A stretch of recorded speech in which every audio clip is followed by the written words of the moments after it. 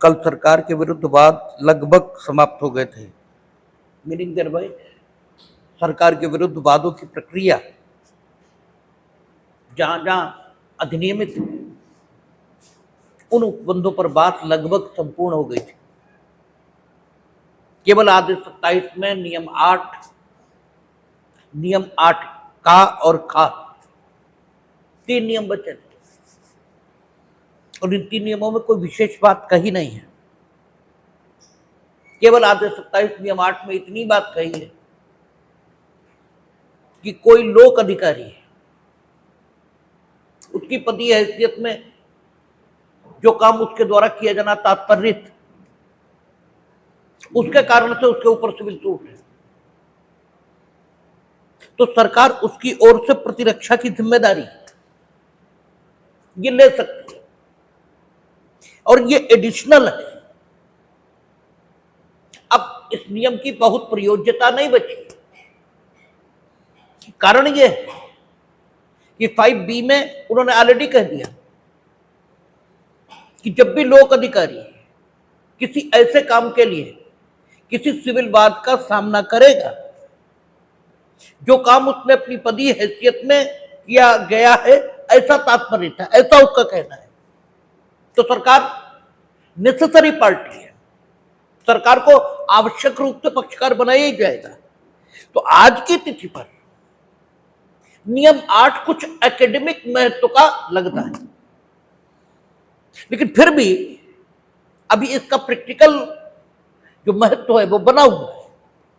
और उसका कारण ये है कि सरकार नेसेसरी पार्टी होगी तो सरकार अपनी प्रतिरक्षा या अपनी बात कह सकती है। कोई ऐसी बात हो सकती है जो लोक अधिकारी उसी की ओर से कहा जाना ये ठीक हो,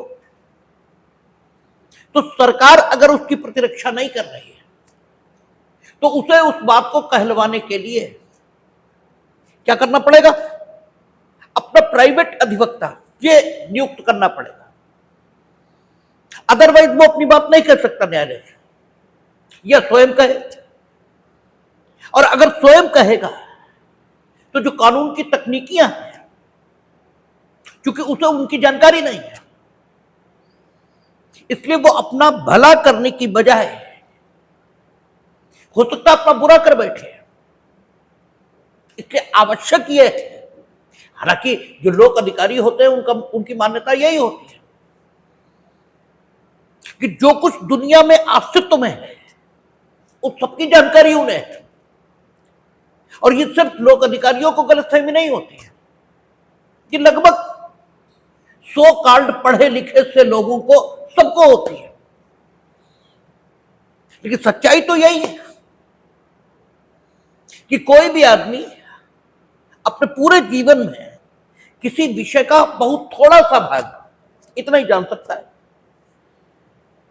वो एक विषय को भी संपूर्ण रूप से जान ही नहीं सकता। एक विषय का बहुत थोड़ा भाग उतना ही वो जान सकता है, लेकिन अहंकार इसकी तो कोई सीमा ही नहीं है। इसकी मान्यता तो यही है कि हम तो सब सर्वज्ञ हैं, हम तो सब कुछ जानते हैं। तो इसलिए लोक अधिकारी संभव है अपने वाद में स्वयं प्रतिरक्षा करना शुरू कर दे, तो यह भी उचित नहीं, और वो प्रतिरक्षा अपने अधिवक्ता से करवाए निजी, ये भी उचित नहीं, क्योंकि वो जिस काम के लिए मुकदमे का सामना कर रहा है वो उसने अपनी पदीय हैसियत में किया है, ऐसा उसका कहना है, और स्वयं वादी उसका भी कहना यही है। वादी कहता है कि हम जो मुकदमा इनके खिलाफ लाए हैं वो उस काम की बाबत है जो काम इनके द्वारा अपनी पदीय हैसियत में किया गया तात्पर्य। तो ऐसी दशाओं में लोक अधिकारी को अपने प्राइवेट वकील उससे प्रतिरक्षा कराने के लिए विवश करना, यह स्वयं प्रतिरक्षा करने की अनुमति देना, ये दोनों बातें कम से कम न्याय संगत ये नहीं दिखाई देती। लेकिन कई स्थितियां ऐसी भी हो सकती हैं कि स्वयं लोक अधिकारी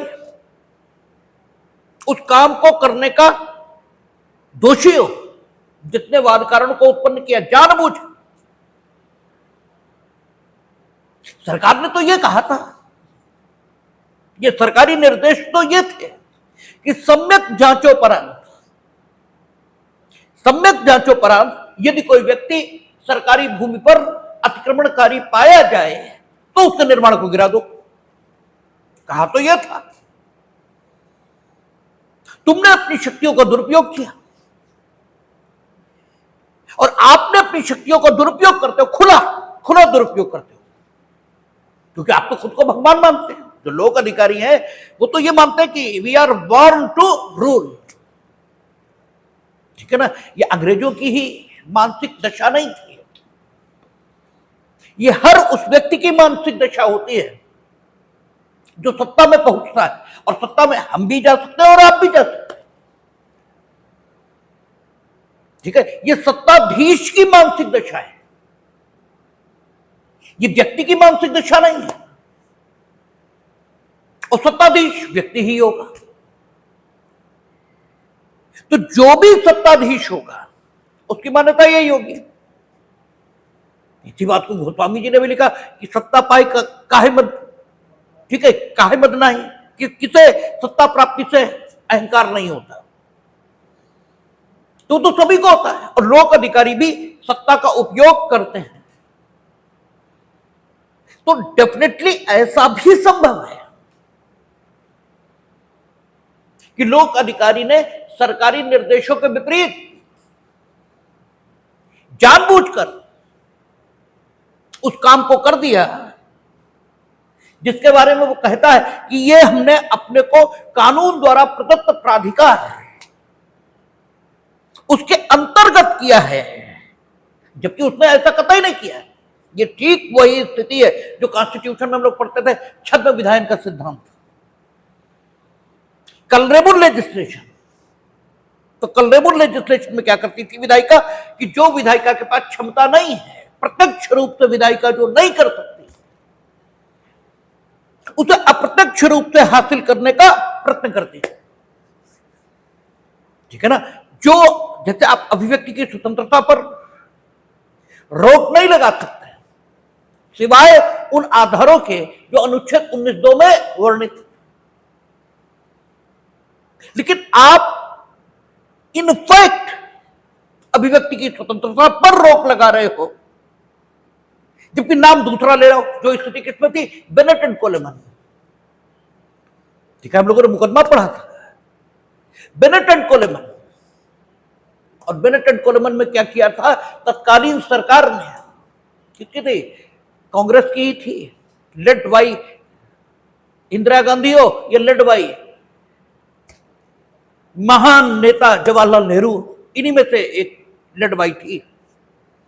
ठीक है, और क्या हुआ था? ये कहकर कि देश में अखबारी कागज की कमी है। ठीक है, अखबारी कागजों की राशनिंग, ठीक है, समाचार पत्रों के लिए राशनिंग यह की गई थी कि आपको इतना ही अखबारी कागज का कोटा मिलेगा।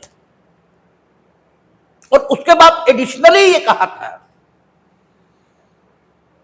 कि आप विज्ञापन इतना छापेंगे, समाचार इतना छापेंगे, ये बहुत सारी बातें उसमें कहती थी। तो कोर्ट ने कहा था चलिए, हमने मान लिया, देश की स्थिति खराब है, आर्थिक बहुत अच्छी नहीं है, हम उतना अखबारी कागज इंपोर्ट नहीं कर सकते। ठीक है भाई, हम अपनी क्षमता ही भर करेंगे ना। तो आपने कोटा तय कर दिया हर अखबार का, सही है, लेकिन कोटा तय करने के बाद आप ये क्यों तय कर रहे हो कि उस कोटे में हम 10 पेज का अखबार निकालेंगे या 4 पेज का निकालेंगे? उससे आपका क्या मतलब?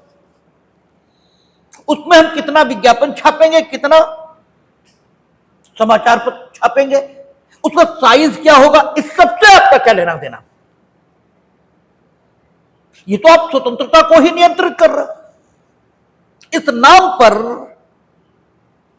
कि हम अखबारी कागज का कोटा तय कर रहे हैं। ठीक है, हम एक कॉमर्शियल एक्टिविटी उसको नियंत्रित करना है कानून के माध्यम से, जबकि सही स्थिति यह है कि यह कानून जब लागू हो रहा है तो ये क्या कर रहा है, अभिव्यक्ति की स्वतंत्रता को ही इस प्रकार नियंत्रित कर रहा है कि इसके नियंत्रित करने का जो आधार है वो अनुच्छेद 19 में मौजूद है ही नहीं, इसलिए ये अनकॉन्स्टिट्यूशनल है और उसको वॉइस कर दिया था। तो छद्म विधान में क्या होता है, इनफैक्ट जो आप कर रहे होते हो वो कहते नहीं हो, और जो कहते हो वो करते नहीं हो, ठीक है ना, इसीलिए उसका नाम क्या है, छद्म विधायन। विधायन नहीं है, विधायन के नाम पर छल है, ठीक है, इसलिए उसे बोलते हैं छद्म विधायन। कलरेबल लेजिस्लेशन, लेजिस्लेशन के कलर में है लेकिन लेजिस्लेशन नहीं है, ठीक है। विधायिका जब अपनी विधायी क्षमता के बाहर जाता है, जो तो संविधान से प्रदत्त, हमने आपको कई बार कहा कि there is a difference between constitution and constitutionalism, दोनों बातों में फर्क है। एक देश में कॉन्स्टिट्यूशन हो सकता है लेकिन कॉन्स्टिट्यूशनलिज्म बिल्कुल ना हो, यह भी संभव है। पाकिस्तान उसका बेहतर उदाहरण है, अब कुछ हद तक बंगाल भी उसका उदाहरण बन रहा है और कुछ लोग प्रयास कर रहे हैं कि हमारा देश भी उसी का उदाहरण बन जाए, ठीक है। यहां भी प्रयास जारी है कि हमारा देश उसी का उदाहरण बने, लेकिन इतना आसान नहीं है हमारे यहां, ठीक है। कॉन्स्टिट्यूशन हो सकता है बट कॉन्स्टिट्यूशनलिज्म ये एकदम गायब हो सकता है। कॉन्स्टिट्यूशन कहता है ऐसा करेंगे तो कर ही नहीं रहे, ठीक है, वो बता रहा है ऐसा होना चाहिए, हो ही नहीं रहा, ठीक है। तो कॉन्स्टिट्यूशनलिज्म अलग बात है। कॉन्स्टिट्यूशनलिज्म का मतलब क्या है कि जो संविधान में लिखा है वो लागू भी हो रहा है, ठीक है। इनफैक्ट वो यथार्थ में पालन लोगों के द्वारा किया भी जा रहा है, इसे कॉन्स्टिट्यूशनलिज्म कहते हैं। और हमने ये भी आपको जब कॉन्स्टिट्यूशन पर बात की थी तो हमने ये भी कहा था कि संविधान बनता क्यों है, तो दो बातें, इसलिए ताकि राज्य के तीनों अंगों के जो संबंध जनता से है, ठीक है ना, उसको परिभाषित किया जा सके। यानी राज्य का जनता के प्रति क्या दायित्व होगा और जनता का राज्य के तीनों अंगों के प्रति क्या दायित्व होगा, जनता के अधिकार क्या होंगे, राज्य के तीनों अंग उनका संगठन कैसे होगा, ठीक है। राज्य के तीन अंग, विधायिका, कार्यपालिका, न्यायपालिका, इनका संगठन कैसे होगा, जजेस कैसे अपॉइंट होंगे, विधायिका का चुनाव कैसे होगा, इन सारी बातों को मौलिक तौर पर निर्धारित कर देने के लिए संविधान ये बनता है। एक बात, दूसरी, संविधान इसलिए भी बनाया जाता है ताकि राज्य के तीनों अंग निरंकुश न हो सके, ठीक है, क्योंकि संविधान में जो शक्ति उन्हें दी गई बस उसी का उपयोग आप करेंगे, तो जब उसी का उपभोग करेंगे तो अपनी मनमानी शक्ति का उपयोग आप नहीं कर सकते। लेकिन कॉन्स्टिट्यूशन जब आप मनमानी शक्तियों का उपयोग करेंगे तो आपके हाथों की हथकड़ी नहीं बन सकता।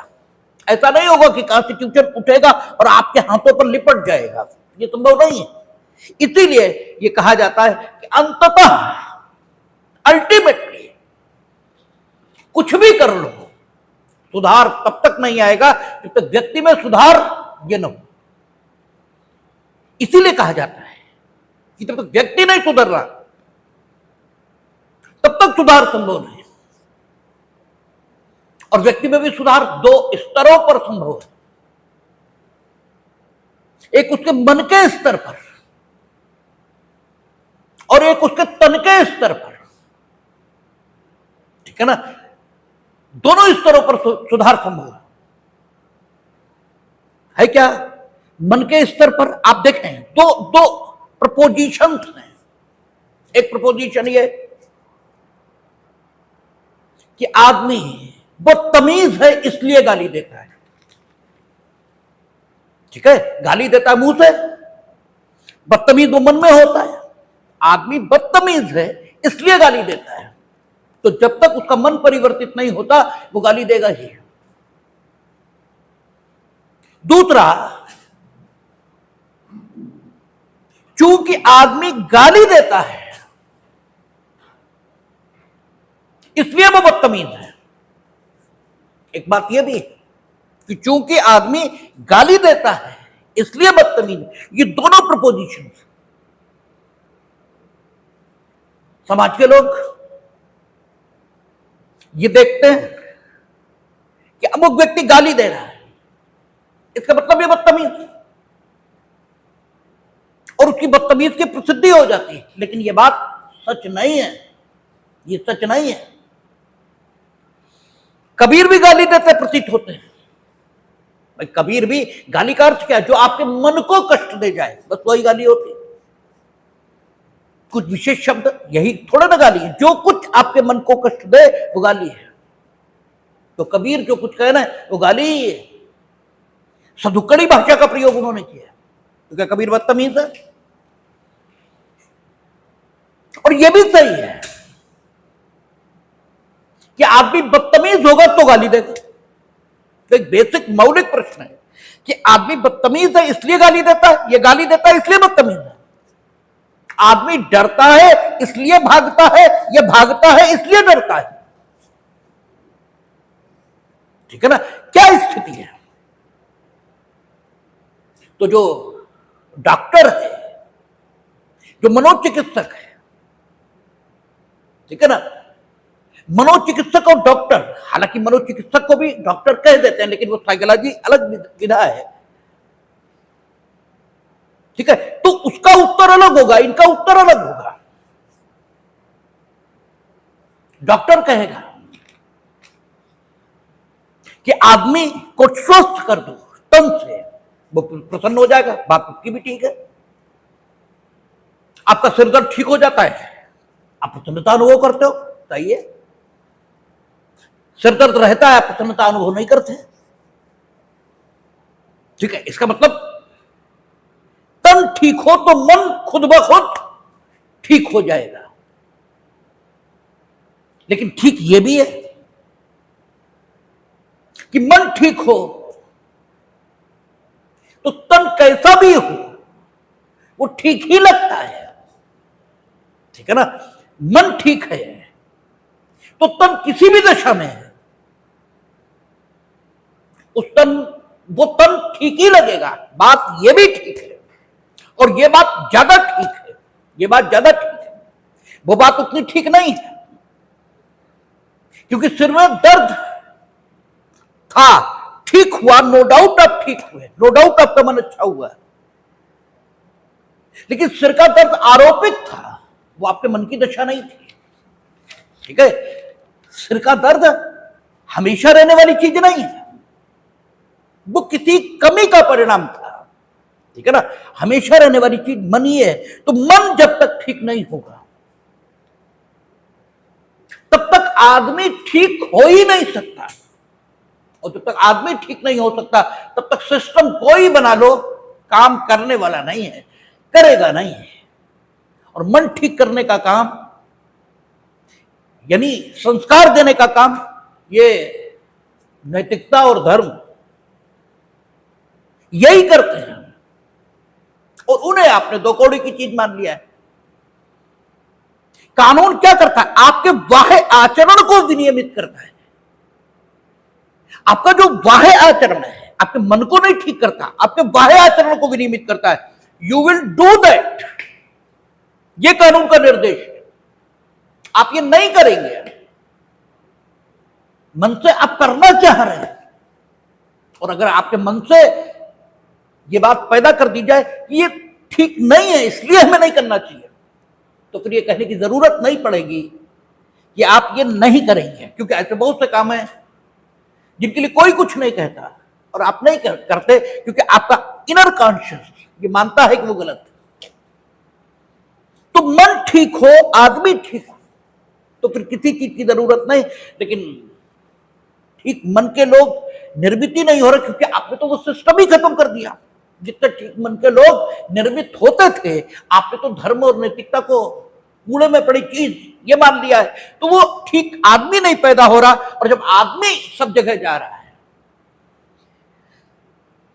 तो फिर सब जगह गड़बड़ होगी ही होगी। तो लोक अधिकारी जरूरी नहीं है कि लोक अधिकारी को जो शक्तियां दी गई उसका उसने सदुपयोग ही किया हो। उसने सिर्फ अपने अहम की तुष्टि के लिए स्वयं को दी गई शक्ति का जानबूझकर दुरुपयोग उसी भांति करते हुए जैसे कंडेबल लेजिस्लेशन में विधायिका करती है, ठीक है ना, जानबूझकर उस शक्ति का दुरुपयोग करते हुए किसी को नुकसान पहुंचा दिया। ऐसी दशाओं में सरकार इनकार भी कर सकती है, ठीक है।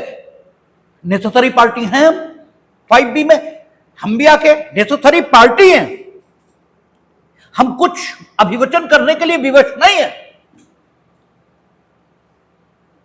और एज ए गवर्नमेंट हम बदतमीजों के संरक्षण के लिए भी नहीं है। हालांकि उलट होता है, लेकिन सही स्थिति तो यही है कि एज ए गवर्नमेंट हम बदतमीजों के संरक्षण के लिए नहीं है। एज ए नेसेसरी पार्टी हम आएंगे और बताएंगे न्यायालय को कि अनुदेश हमारा ये था और मिनिस्टर ने ये किया है, इसलिए हमारा इससे कोई ताल्लुक नहीं। और अगर ये अपने कृत्य का औचित्य सिद्ध कर सकते हैं, ये भी हो सकता है कि सरकार बदतमीज हो, ये भी हो सकता है लोक अधिकारी ठीक हो, वो ठीक कर रहा हो, सरकार गड़बड़ कर रही हो। इसलिए 5B के अलावा 8 भी है। और नियम 8 में उसने कहा कि अगर पोजीशन ये है तो फिर क्या होगा कि सरकार ये भी कर सकती है कि ये कहे कि लोक अधिकारी की ओर से प्रतिरक्षा हम करेंगे, और सरकार के जो वकील हैं वो आकर न्यायालय से यह आवेदन करेंगे कि सरकार की ओर से हमें यह प्राधिकार प्राप्त हुआ है कि हम इनकी प्रतिरक्षा करेंगे, और न्यायालय उसका टिप्पण, उसका कमेंट, उसकी टिप्पणी सिविल वादों के रजिस्टर में लिखवा देगा कि लोक अधिकारी के विरुद्ध ये जो वाद है इसमें सरकार की ओर से प्रतिरक्षा होगी, सरकार के वकील आ जाए। और अगर सरकार ये पाती है कि हमें प्रतिरक्षा नहीं करनी तो भी वंचित नहीं किया है लोक अधिकारी को, क्योंकि सरकार भी बदतमीज हो सकती है, सरकार में बैठे लोग बदतमीज हो सकते हैं, लोक अधिकारी का शोषण कर रहे हो, यह भी संभव है। बस इतना जरूर कर दिया कि अगर सरकार प्रतिरक्षा का फैसला नहीं लेती तो फिर वो वाद ऐसे चलेगा मानो प्राइवेट पक्षकारों के बीच वाद हो, ठीक है ना। यानी लोक अधिकारी फिर अपनी बात अपने अधिवक्ता से रखवाएगा। तो अब देखते हैं बड़ा बैलेंस नियम आदेश 27 नियम 8 में आता है, न सरकार की ओर झुका हुआ, न लोक अधिकारी को अतिरिक्त शक्तियां देता हुआ, एक बिल्कुल हितों के बीच संतुलन, ऐसा नियम 8 सामने आता है। और यही कानून की खूबसूरती है कि उसको इस ढंग से अधिनियमित किया जाता है कि पलड़ा किसी और नहीं झुकता, ठीक है। आप देखें क्या कहता है, जहां किसी लोक अधिकारी के विरुद्ध किसी वाद की प्रतिरक्षा करने का जिम्मा सरकार लेती है, जरूरी नहीं सरकार हर बार ले ही लेगी, ठीक है। सिचुएशन दर सिचुएशन द गवर्नमेंट में एनालाइज कि हम डिफेंड करें लोक अधिकारी को या ना करें, लेकिन ये ठीक है, अगर उसे ऐसा लगता है कि हमें डिफेंड करना चाहिए, जिम्मा सरकार लेती है, वहां सरकारी प्लीडर उपसंजात होने और वाद पत्र का उत्तर देने का प्राधिकार दिए जाने पर, यानी गवर्नमेंट की ओर से मिलने पर न्यायालय से आवेदन करेगा, और न्यायालय ऐसे आवेदन पर उसके प्राधिकार का टिप्पण सिविल वादों के रजिस्टर में प्रविष्ट कराएगा। ये प्रैक्टिकली होता कैसे, प्रैक्टिकली ऐसे होता है, आप बीएसए को भी नोटिस दो, बीएसए तुरंत आ जाएंगे, कई बार आ जाते हैं, उन्हें नहीं पता होता, तो जो डीजीसी सिविल है वो कहते हैं नहीं, हमारे पास सीधे नहीं होंगे। यहां शासन के प्रतिनिधि कौन है, डीएम, आप डीएम साहब के थ्रू ये नोटिस मेरे पास भिजवा, ठीक है ना। तो क्या होगा, तो ये मान लिया जाएगा कि शासन की ओर से प्राधिकार हमें मिल गया है इसमें प्रतिरक्षा करने का, ठीक है ना, लोक अधिकारी की। तब फिर वो अप्लाई करते हैं कि साहब इसमें अब हम अपीयर हो गए, इतना ही कहते हैं, क्योंकि उन्हें किसी प्राधिकार पत्र को देने की जरूरत नहीं है, वो इतना ही बताते हैं कि इसमें हम अपीयर हो गए, ये हमें अलॉट हो गया, बस सिविल वादों के रजिस्टर में टिप्पणी हो जाएगी और उसके बाद जो गवर्नमेंट लीडर है वो उसको डिफेंड करना शुरू कर देगा। कहता है जहां उस दिन को जो प्रतिवादी के उपसंजात होने और उत्तर देने के लिए सूचना में नियत है या उस दिन के पूर्व कोई आवेदन सरकारी प्लीडर द्वारा उपनियम 1 के अधीन नहीं किया जाए, ठीक है ना, यानी डब्ल्यू देने के लिए जो दिनांक नियत है उससे पूर्व सरकारी प्लीडर नहीं आया उस मामले में, इसका मतलब यह हो गया कि गवर्नमेंट ये नहीं चाहती, शासन ऐसा नहीं समझता कि हमें इनकी प्रतिरक्षा करनी चाहिए, तो क्या होगा, देने के लिए अधीन नहीं किया जाए। वहां मामला ऐसे चलेगा जैसे वह प्राइवेट पक्षकारों के बीच में हो, ठीक है ना। लेकिन चूंकि विचारणा न्यायालय की जो डिग्री होती है वो अंतिम नहीं होती है, ठीक है, उसकी अपीलें भी होती हैं, इसलिए कह रहा है परंतु प्रतिवादी की गिरफ्तारी या उसकी संपत्ति की कुर्की डिग्री के निष्पादन में ही की जा सकेगी, अन्यथा नहीं, ठीक है ना। है तो लोक अधिकारी, अभी कुछ तय तो नहीं हुआ, ठीक है, कि उसने कुछ गलत किया है या नहीं, इसलिए क्या होगा, न तो निर्णय से पूर्व गिरफ्तारी होगी और न ही उसकी संपत्ति की कोई कुर्की होगी। हाँ, डिग्री के निष्पादन से अन्यथा, डिग्री का निष्पादन अगर शुरू हो गया, विचार न्यायालय की डिग्री अपील न्यायालय गई, अपील न्यायालय से सेकंड अपील में गई, कंफर्म हो गई, अब डिग्री का निष्पादन चल रहा है, तब बात अलग हो जाएगी, ठीक है। अन्यथा डिग्री के पारित होने के पूर्व उसकी संपत्ति की न तो कुर्की की जाएगी और न वो गिरफ्तार होगा। लेकिन डिग्री होने के बाद जो आम लोक अधिकारी हैं जिनकी गवर्नमेंट ने प्रतिरक्षा की थी, उनसे फिर भी फर्क दिखाई दे रहा है, क्योंकि वहां 3 महीने का समय है, ठीक है, 3 महीने से पहले उनके खिलाफ डिग्री एग्जीक्यूट नहीं होगी, इसके बारे में ऐसा नहीं लिखा है, ठीक है। अगर प्राइवेट पक्षकारों की तरह चला तो उपनियम 3 ये कहता है कि फिर दशा क्या हो जाएगी, फिर डिग्री के निष्पादन से अन्यथा, ठीक है, उसे ना तो गिरफ्तार किया जाएगा और न उसकी संपत्ति की कुर्की होगी। अगर गवर्नमेंट जिम्मा ले ले तो फिर उधर पहुंच जाएगा मामला, ठीक है, 83 84 वहां पहुंच जाएगा, 84 तो नहीं, 83, ठीक है, 82 83 वहां पहुंचेगा और तब 3 महीने से पहले डिग्री का निष्पादन हो ही नहीं पाएगा, ठीक है। कहता है कुछ मामलों में कि सरकार की ओर से लोक अधिकारी से कोई प्रतिभूति अपेक्षित न की जाएगी। जब हम लोग आदेश 41 देखेंगे, मूल डिग्री से अपील है, तो हम नियम 4 और नियम 5 आएंगे, ठीक है, तो नहीं, नियम 5 और 6, क्योंकि मूल डिग्री से अपील, इसका मतलब डिग्री तो रखी है आपके खिलाफ, उसके खिलाफ आप अपील में आए ना, मूल डिग्री तो है ना आपके खिलाफ। तो अगर आपके खिलाफ डिग्री हो गई तो न्यायालय या तो विचारणा न्यायालय द्वारा पारित डिग्री के प्रभाव को रोक दे अपने आदेश के द्वारा, और अगर नहीं रोकता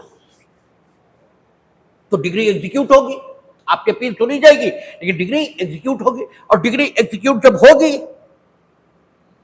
तो डिग्रीदार को वो सब कुछ दिला दिया जाएगा जिसका डिग्री हकदार, जिसका हकदार होना डिग्री घोषित करती है, ठीक है ना, क्योंकि डिग्री किसके पक्ष में, डिग्रीदार के पक्ष में। इसका मतलब यह हो गया कि डिग्री किन्हीं अधिकारों का धारक डिग्रीदार को घोषित करती है, तभी तो डिग्री उसके पक्ष में हुई, अन्यथा होती क्यों। तो वो अधिकार डिग्रीदार को दिला दिए जाएंगे, क्योंकि अपील न्यायालय ने सिर्फ अपील सुनने की स्वीकृति दी, डिग्री के प्रभाव को स्थगित नहीं किया।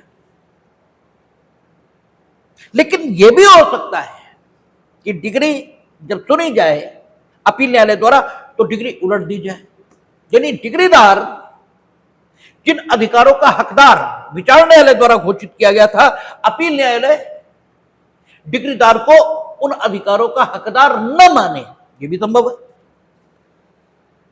और ऐसी दशाओं में आप जानते हैं कि एक विलियम का सिद्धांत है, प्रिंसिपल ऑफ मर्जर है। प्रिंसिपल ऑफ मर्जर क्या कहता है कि अपील न्यायालय इसके निर्णय, इसके निर्णय में या इसकी डिग्री में, विचार न्यायालय की डिग्री या निर्णय मर्ज हो गया है ऐसा मान लिया जाएगा, विलय कर गया है ऐसा मान लिया जाएगा। हालांकि इनफैक्ट तत्वतः डिफैक्टो वास्तविक तौर पर विलय करेगा ऐसा नहीं है, क्योंकि ऐसा थोड़ी होगा कि जादू से विचार न्यायालय की डिग्री उठे और अपील न्यायालय की डिग्री में घुस जाए, ये थोड़ी होगा। विचार न्यायालय की डिग्री अलग रखी रहेगी, अपील न्यायालय की अलग रखी रहेगी, दोनों आपको आंखों से दिखाई भी देंगी, लेकिन कानूनन ये माना जाएगा कि अब अपील न्यायालय की डिग्री है, ये वाली डिग्री नहीं है, जबकि है, इनफैक्ट तो है, लेकिन माना यह जाएगा कि नहीं है। यानी डी फैक्टो होगी, डी ज्यूरे नहीं होगी, वस्तुतः होगी, विधिता नहीं होगी, ठीक है ना। ये स्थिति बनेगी।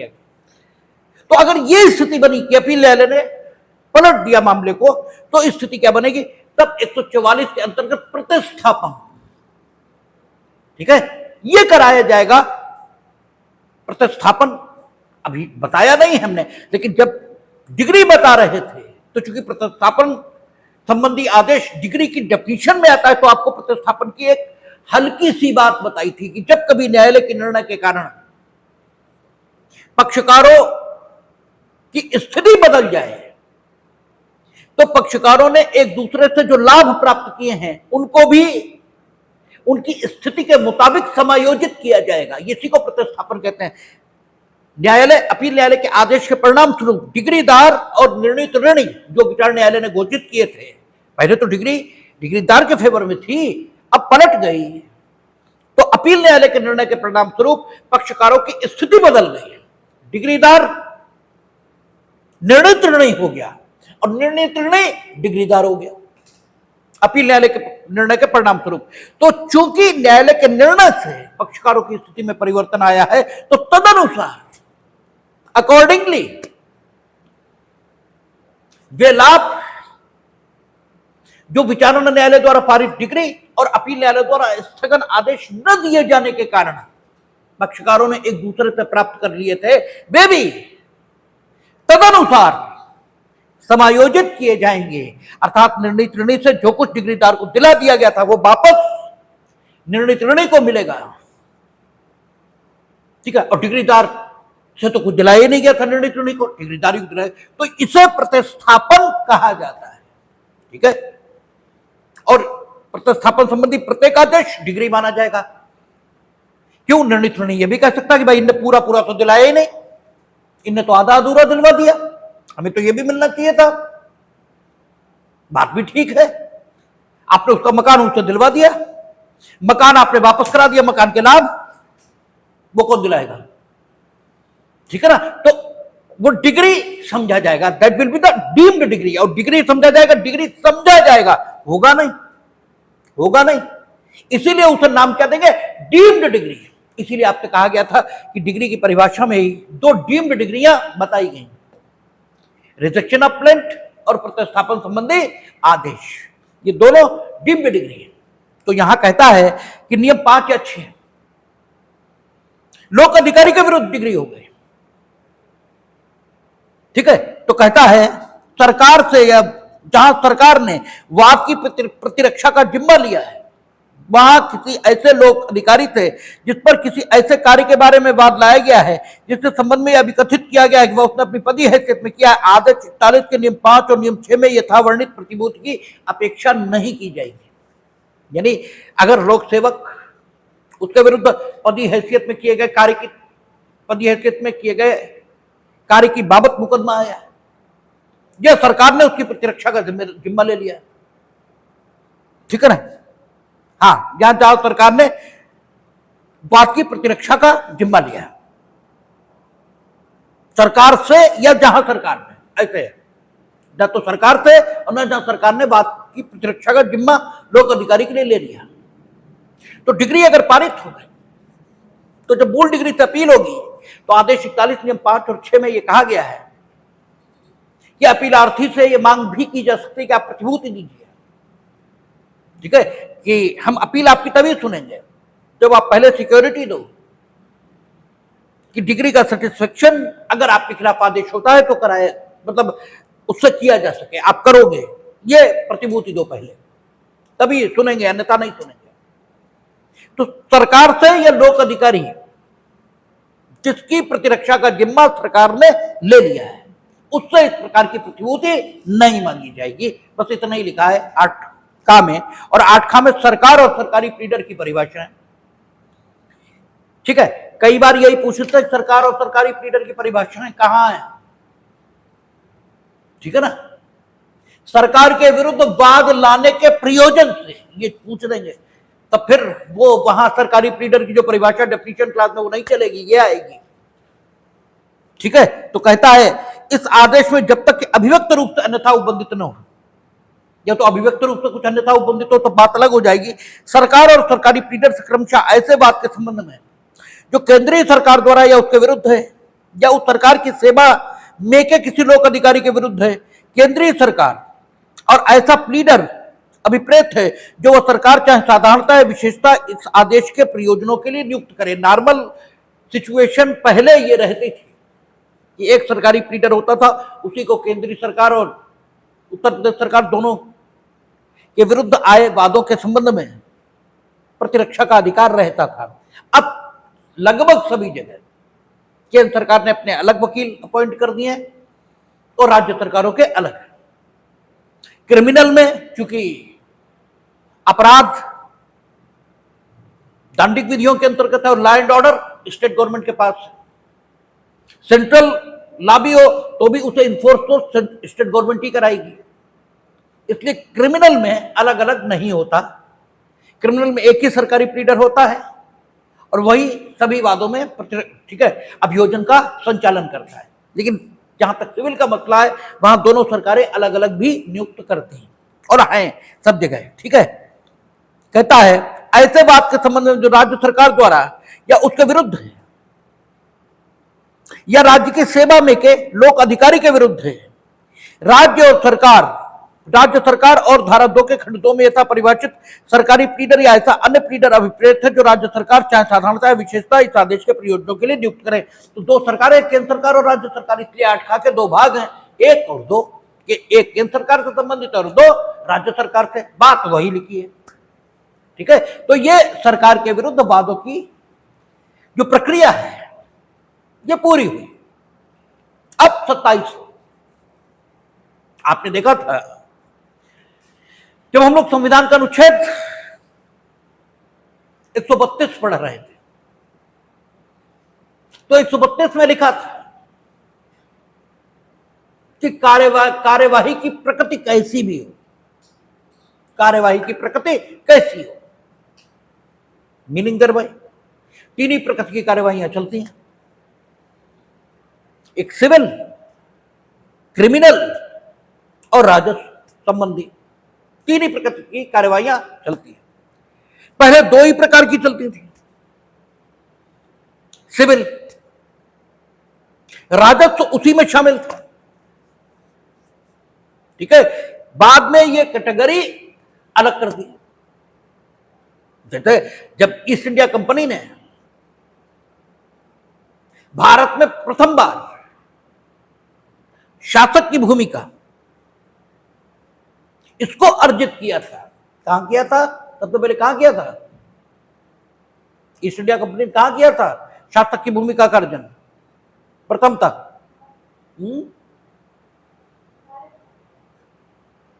तो मूर्ख और भारती की बात कर रहे हैं, भारत में कहां किया? कहां किया था? तो सामान्य बुद्धि के प्रश्न है, तो कोई खास बात इसमें तो होती नहीं, किताब जरूर अलग से बताया जाना चाहिए। तो सामान्य बुद्धि के प्रश्न है।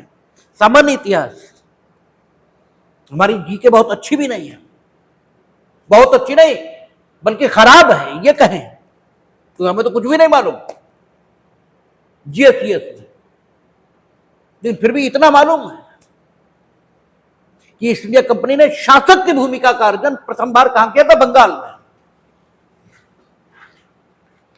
ठीक है, पश्चिम बंगाल में प्रथम बार उन्होंने शासक की भूमिका का अर्जन किया था और बंगाल प्रेसिडेंसी ने स्थापित किया था।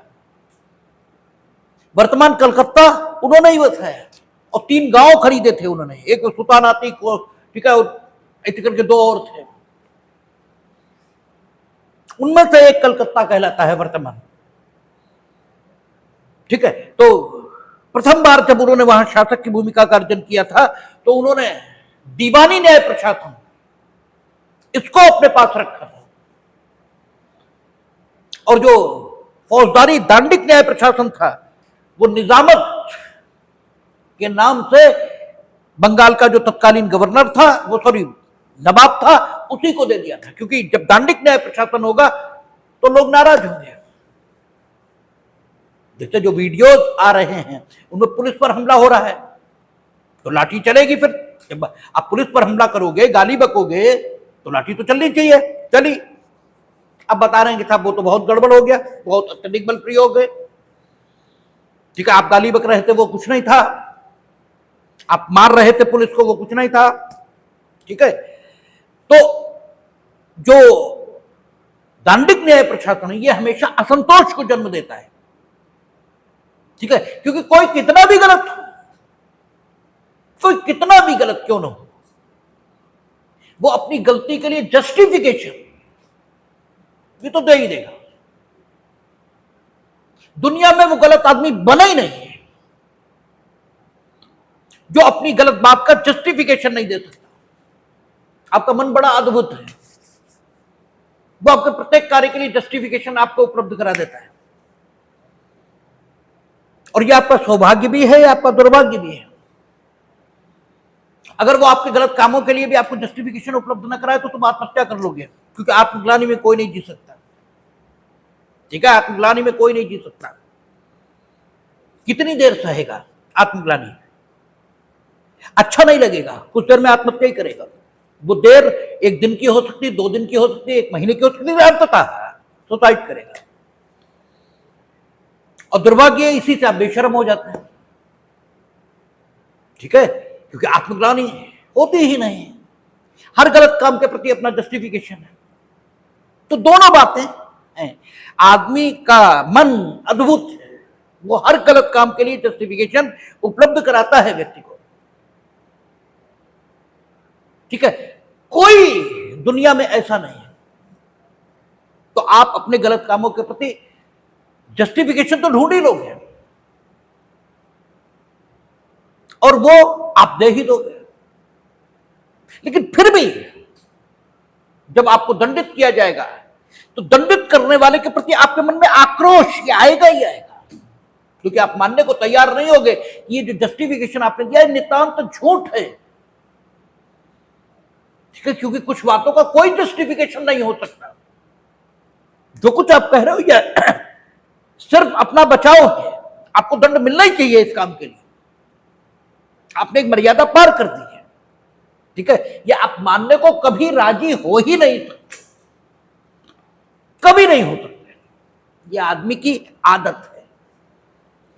इसके बाद भी दंड तो दिया जाएगा, क्योंकि आपने एक मर्यादा पार कर दी। एक मर्यादा थी, उसको आपने नहीं माना, तो अब दंड तो मिलेगा। तो जो दंड देगा उसके प्रति आपका आक्रोश स्वाभाविक है, वो हो गई होगा। भले लाख अदालत, लाख कोई ये कह दे कि नहीं भाई तुमने गलती की थी, तो जो कहेगा कि तुमने गलती की थी, तुम उसे भी गलत मानोगे। इसीलिए लोग अदालतों को भी गालियां दे रहे हैं। ठीक है, सबको गालियां दे रहे हैं। आप ये मानने को तैयार नहीं हो सकते कि आप गलत हैं, ये तो स्वभाव के विपरीत है। इसलिए अंग्रेजों ने जानबूझकर बंगाल में दांडिक न्याय प्रशासन तत्कालीन जो नवाब था उसी के पास रखा कि अगर, क्योंकि ईस्ट इंडिया कंपनी की तब जड़ें जमी नहीं थी हिंदुस्तान में। ठीक है, उखड़ सकती थी किसी भी समय नागरिक असंतोष के कारण। इसलिए उन्होंने चालाकी का परिचय देते हुए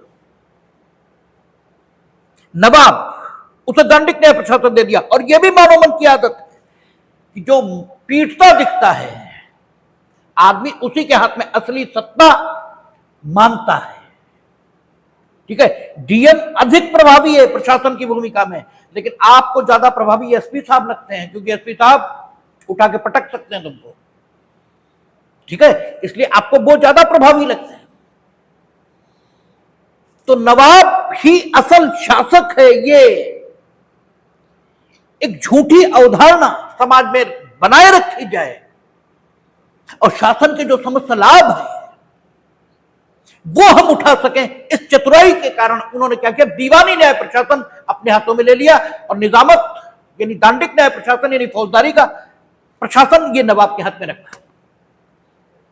और फिर जब हम लीगल हिस्ट्री पर कभी बात करेंगे तो जो सर्वोच्च दीवानी अदालत थी उसका नाम क्या था, सदर दीवानी अदालत, और जो फौजदारी की अदालत थी उसे निजामत अदालत ये कहते थे, ठीक है ना। अदालत सिस्टम ये बंगाल में विकसित हुआ भारतीयों के लिए।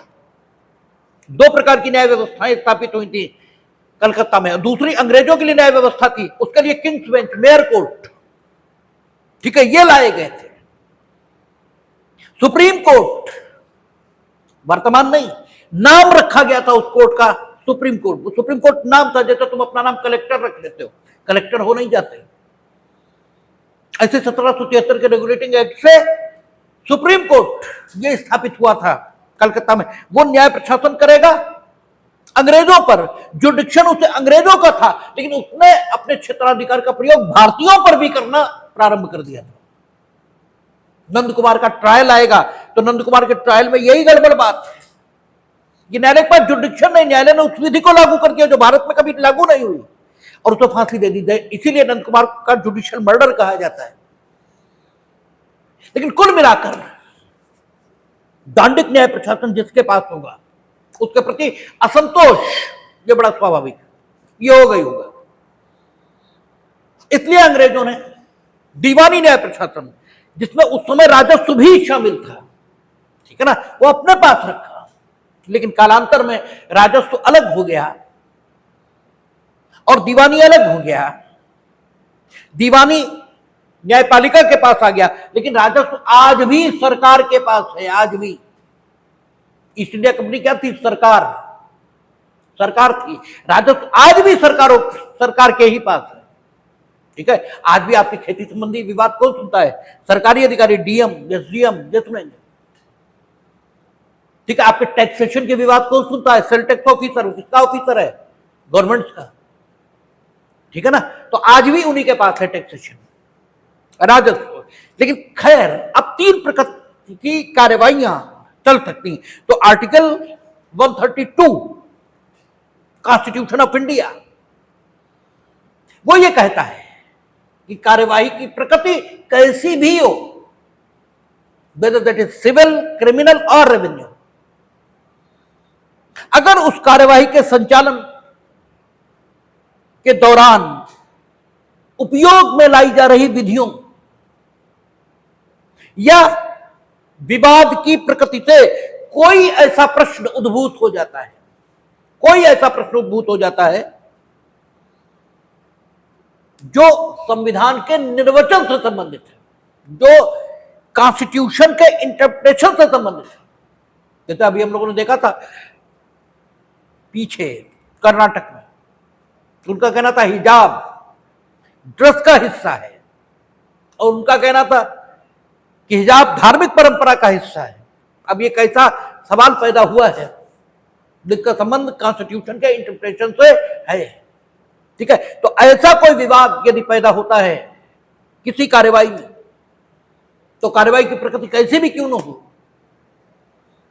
अपील सुप्रीम कोर्ट में लाई करेगी, ठीक है ना। सुप्रीम कोर्ट में अपील होगी यदि उच्च न्यायालय यह प्रमाणित कर दे कि उस मामले में वैसा प्रश्न अंतर्निहित है। यह कहां लिखा है, 134A, 134A, ठीक है। यह हम लोगों ने कॉन्स्टिट्यूशन में देखा था। और फिर अपील सुप्रीम कोर्ट में जाएगी तो कहता है वे वाद जिनमें संविधान के निर्वचन या किसी कानूनी लिखत की विधिमान्यता संबंधी कोई सारभूत विधि प्रश्न अंतर्ग्रस्त हो, उसके संबंध में यह आदेश रखा गया है। कहता है किसी भी ऐसे वाद में, अच्छा ये तो हुई अपील की बात, ये तो हुई अपील की बात, नीचे रेफरेंस भेजने की भी ताकत सिविल न्यायालय को रहती है, वहां क्रिमिनल न्यायालय को, वहां भी थी रेफरेंस की ताकत कि अगर किसी कानून का निर्वचन करते समय उन्हें लगता है संविधान के निर्वचन का प्रश्न अंतर्ग्रस्त है तो वो भेज सकते, लेकिन वो उच्च न्यायालय को भेजेंगे, वो सीधे सुप्रीम कोर्ट को नहीं भेजेंगे। ठीक है, इसलिए यहां पर ये अलग से लिखा है उन्होंने, किसी भी ऐसे वाद में जिसमें न्यायालय को यह प्रतीत होता है कि संविधान के अनुच्छेद 147 के साथ पठित अनुच्छेद 132 के खंड 1, अब देखिए यहां उन्होंने कह दिया किसी भी ऐसे वाद में जिसमें न्यायालय को यह प्रतीत होता है। अब न्यायालय का मतलब हर न्यायालय हो गया जो सिविल अधिकारिता का प्रयोग कर रहा है, और वाद शब्द का प्रयोग कर दिया, अपील नहीं कहा। इसीलिए उन्होंने कहा अनुच्छेद 147 के साथ पठित अनुच्छेद 132, इसीलिए अनुच्छेद 147 का जिक्र उन्होंने किया, क्योंकि अनुच्छेद 147 जहां तक हमें याद पड़ रहा है वहां तक यह लिखा है उसमें कि इस अध्याय के लिए जहां जहां इस अध्याय में सुप्रीम कोर्ट शब्द आया है, संघ राज्य क्षेत्रों के लिए उच्च न्यायालय समझ लिया जाएगा, ऐसा कुछ वहां पर लिखा है। ठीक है ना, एकदम हम इस समय क्लियर नहीं है और ना कॉन्स्टिट्यूशन का बेर है इस समय मेरे सामने, लेकिन ऐसा ही कुछ लिखा है। उसका प्रभाव यह है कि जहां जहां सुप्रीम कोर्ट लिखा है वहां वहां उच्च न्यायालय समझा जा सकता है। ठीक है ना, उच्च न्यायालय वहां समझा जा सकता है। तो फिर बाद 147 के 132 खंड के साथ जब 132 खंड 1 को पढ़ेंगे तो स्थिति यह आ जाएगी कि अगर किसी वाद में, वहां 132 में अपील है लेकिन 147 कहता है कि जहां जहां सुप्रीम कोर्ट लिखा है वहां वहां आपका वो समझ सकते हैं क्या, हाई कोर्ट। और आगे ठीक है, नियम 4 जब आएगा तो कहता है इस आदेश का अपीलों को लागू होना नहीं, 2 का खैर देख लेंगे। ठीक है, लेकिन फिलहाल स्थिति यही है। 147 के साथ जब 132 को पढ़ेंगे तो वाद आ जाएगा। ठीक है, देख लेंगे कल 147 क्लियर कट क्या बात कह रही है, देख लेंगे इसको, लेकिन फिलहाल इसे समझ लेते हैं। कहता है किसी भी ऐसे वाद में जिसमें न्यायालय को प्रतीत होता है कि संविधान के अनुच्छेद 147 के साथ पठित अनुच्छेद 132 के खंड 1 में यथा निर्दिष्ट कोई प्रश्न अंतर्ग्रस्त है, जहां न्यायालय को यह लग रहा है कि संविधान की विधि मान्यता संबंधी कोई प्रश्न अंतर्ग्रस्त है किसी वाद में। ठीक है, तो क्या करेगा न्यायालय, उस प्रश्न का अवधारण करने के लिए तब तक अग्रसर नहीं होगा जब तक यदि वह विधि प्रश्न केंद्रीय सरकार से संबंधित है तो भारत के महान्यायवादी को, और यदि वह विधि प्रश्न किसी राज्य से संबंधित है तो उस राज्य के अधिवक्ता को, महाधिवक्ता को सूचना न दे दी गई हो। हम लोगों ने कॉन्स्टिट्यूशन ऑफ इंडिया में पढ़ा था, सेक्शन मेरा ख्याल है 76 था अटॉर्नी जनरल ऑफ इंडिया के लिए, महान्यायवादी के लिए 76 ही था। ठीक है, 74 में मंत्रिपरिषद नहीं, 75 में मंत्रिपरिषद थी, 77 में न्यायालय का काम, वो सॉरी सरकार का कामकाज राष्ट्रपति के नाम पर होगा, 78 में प्रधानमंत्री सूचना देंगे। ठीक है, 76 में महान्यायवादी था और संभवतः 165 में राज्यों के महाधिवक्ता थे। ठीक है ना, संभवतः। तो कह रहा है कि अगर ऐसा कोई प्रश्न उठता है जैसा 132(1) में वर्णित है, यानी जिसमें संविधान के निर्वचन का प्रश्न अंतर्ग्रस्त है, तो वह मामला अगर केंद्रीय सरकार से संबंधित है तो महान्यायवादी को जब तक इंफॉर्मेशन न दे दी गई हो, और अगर राज्य सरकार से संबंधित है तो एडवोकेट जनरल जो उस स्टेट के हैं, जब तक उन्हें सूचना न मिल गई हो तब तक न्यायालय उस प्रश्न का उदाहरण करने के लिए अग्रसर नहीं होगा। और जो आपको मालूम है कि मालूम होना चाहिए कि महान्यायवादी अनुच्छेद 76 में अपॉइंट होते हैं और उनकी योग्यताएं वही होती हैं जो सुप्रीम कोर्ट के जज होने के लिए चाहिए। ठीक है, 5 साल किसी उच्च न्यायालय में न्यायिक पद, या 10 साल किसी उच्च न्यायालय में अधिवक्ता रहे हो, या सुप्रीम कोर्ट में 10 साल अधिवक्ता रहे हो, भारत के नागरिक हों, वो सब तो है ही है। और उनका काम क्या होता है? भारत सरकार को कानूनी राय देना, उच्चतम न्यायालय के समक्ष या किसी न्यायालय के समक्ष उनका पक्ष रखना। और वो अकेले आदमी दुनिया, ठीक है, हिंदुस्तान में है जो सदन के सदस्य न होते हुए भी, किसी भी सदन के, ठीक है, किसी भी सदन के सदस्य नहीं है भाई, न लोकसभा के न राज्यसभा के, लेकिन दोनों की कार्यवाहियों में वो भाग ले सकते हैं, मतदान नहीं कर सकते क्योंकि वो उसके सदस्य नहीं है, या किसी भी संसदीय समिति के समक्ष उपस्थित होकर बोल सकते हैं। आप कहेंगे राष्ट्रपति भी, उपराष्ट्रपति भी लोकसभा और राज्यसभा के मेंबर नहीं होते, लेकिन वो जाते हैं। तो वो संविधान में वर्णित व्यवस्था के मुताबिक ही राष्ट्रपति संसद के भाग हैं। संसद लोकसभा, राज्यसभा और राष्ट्रपति तीन से मिलकर बन रही है। तो संसद तो अगर राष्ट्रपति उसमें जा रहे हैं तो वो तो ऐसा ही है जिसे कमरे में दरवाजा लगा है, वो तो उसी का भाग है। उनके लिए अलग से सांसद होना जरूरी थोड़ा ही है, वो तो संसद के ही भाग है। और राज्यसभा में उपराष्ट्रपति, वो भी पदेन सभापति, तो सभापति तो सभा का भाग ही है, तो उसके लिए अलग से सदस्य होने की कोई आवश्यकता नहीं। महान्यायवादी अकेले ऐसे व्यक्ति हैं जो सदस्य न होते हुए भी और सदन के भाग न होते हुए भी सदन में प्रवेश कर सकते हैं। बाकी कोई हिंदुस्तान में सदन में प्रवेश नहीं कर सकता जो उनका सदस्य नहीं है।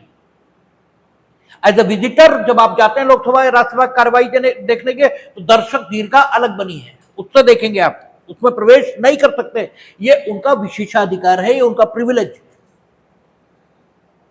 ठीक है। तो महान्यायवादी और महाधिवक्ता, इन्हें जब तक सूचना न मिल गई तब तक न्यायालय उस प्रश्न का अवधारण करने के लिए अग्रसर नहीं होगा। आगे कह रहा है, उन वादों में प्रक्रिया जिनमें किसी कानूनी लिखत की विधि मान्यता अंतर्ग्रस्त है। कानूनी लिखत की विधि मान्यता, आप कहते हो वक्फ डीड है, हम कहते हैं कुछ नहीं है, क्योंकि कानून जिस ढंग से वक्फ डीड को निर्मित किया जाना बताता है, ये उस ढंग से निर्मित नहीं है। इसलिए रद्दी कागज है, कुछ नहीं है। जिसे वक्फ डीड नाम दे दिया है आपने, जिसे बंदूक, हर चीज की ऑब्जेक्टिव एनालिसिस होती है ना, ठीक है, चीजों के आधार पर, कुछ होने के आधार पर यह तय होगा ना कि कोई चीज है या नहीं। आप कहते हो बंदूक है, वो तो गोली चलती नहीं, तो ये क्यों ना माना जाए कि लोहे और लकड़ी का जोड़ है, बंदूक के प्रारूप में, बंदूक की सूरत में, क्योंकि बंदूक होती तो गोली चलती, नहीं चल रही तो बंदूक का है, ठीक है। ऐसे भी डिफाइन हो सकता है, और इसीलिए ऐसे ही डिफाइन होता है अदालतों में। उन्होंने कहा इनके पास से तमंचा बरामद हुआ, उन्होंने कहा दिखाओ आर्मोरर की रिपोर्ट क्यों चल सकता था। अगर वो चल ही नहीं सकता था तो लोहे का टुकड़ा बरामद हुआ है जो तमंचे के प्रारूप में है, तमंचा बरामद नहीं हुआ। क्योंकि अगर वो बरामद हुआ था तो you must produce that evidence which could show that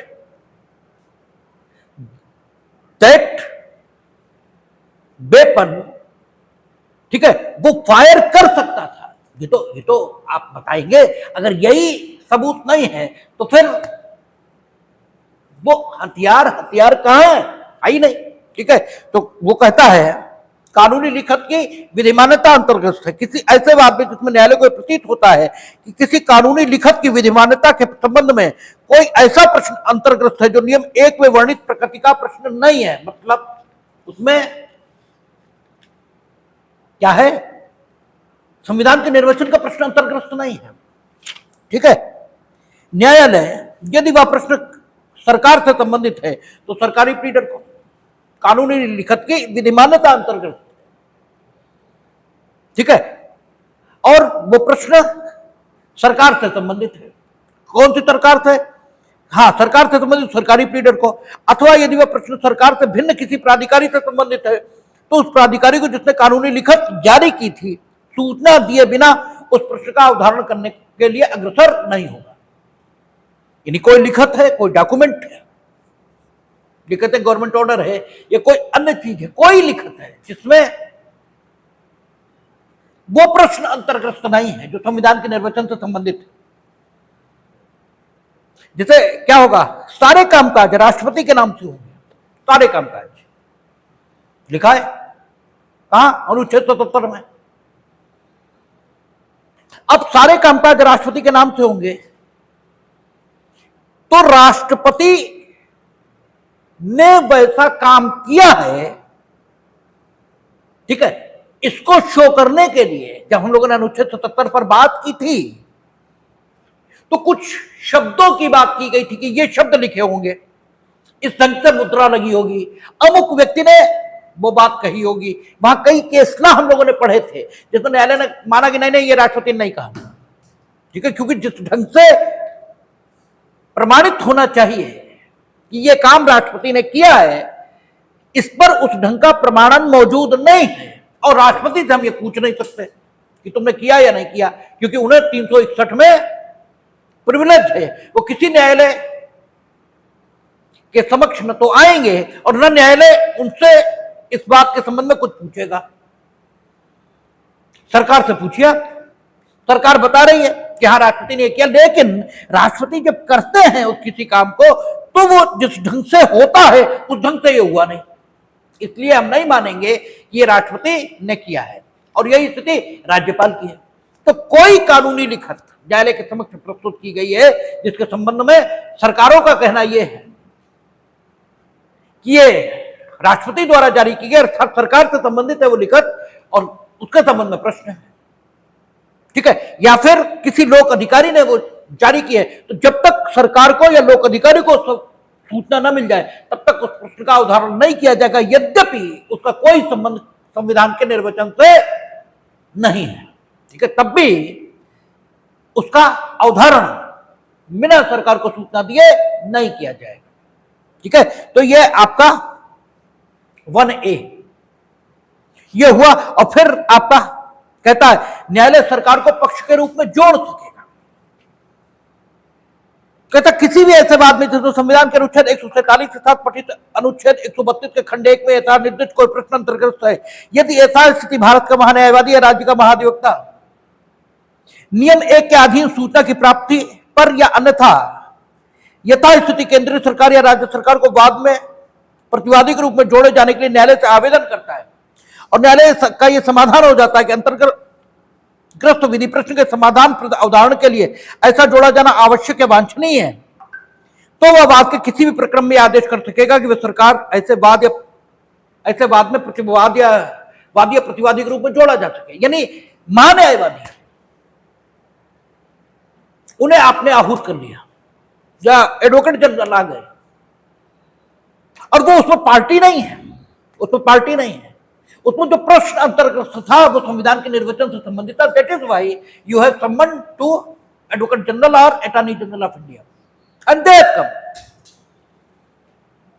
और उन्हें लगता है कि यह आवश्यक है या वांछनीय है, यानी उचित होगा कि सरकार इसमें पार्टी बने, ठीक है ना, तो देन दे में अप्लाई, ठीक है। और अगर संबंध नहीं भी किया है तो भी एडवोकेट जनरल या अटॉर्नी जनरल अगर आकर कहीं आवेदन कर देते हैं कि इसमें सरकार को पार्टी होना चाहिए, क्योंकि इसमें अनुच्छेद 132 1 के अंतर्गत संविधान के निर्वचन का प्रश्न अंतर्गत है, इसलिए हमें पार्टी बनाया जाना चाहिए केंद्र सरकार या राज्य सरकार को, तो न्यायालय उनके आवेदन पर विचार करने के बाद सरकारों को वादी या प्रतिवादी के तौर पर जोड़ सकेगा। आपने इलेक्शन कमीशन के खिलाफ कर दिया तो केंद्र सरकार को उसमें पार्टी होनी चाहिए, क्योंकि इलेक्शन की व्यवस्था करना ही तो सरकार का ही काम है। तो अटॉर्नी जनरल या एडवोकेट जनरल उस में जाकर के पार्टी बन भी सकते हैं। तो ये 2A वो आपका नियम 2, नियम 1 में वो करेंगे और नियम 2 में पक्षकार बनने का भी आवेदन हो सकता है, पार्टी भी बन सकते हैं। नियम 1 में वो पार्टी नहीं बनेंगे, सिर्फ संबंध किए जाएंगे, वो अपने यहां आकर के जो उनकी राय होगी वो देंगे उस मसले पर, लेकिन यहां पक्षकार बनेंगे, फिर अपनी बात वो अथॉरिटेटिव वे में कहेंगे, ठीक है ना। तो ये स्थिति रहेगी, बाकी शेष चर्चा कल करेंगे। देखें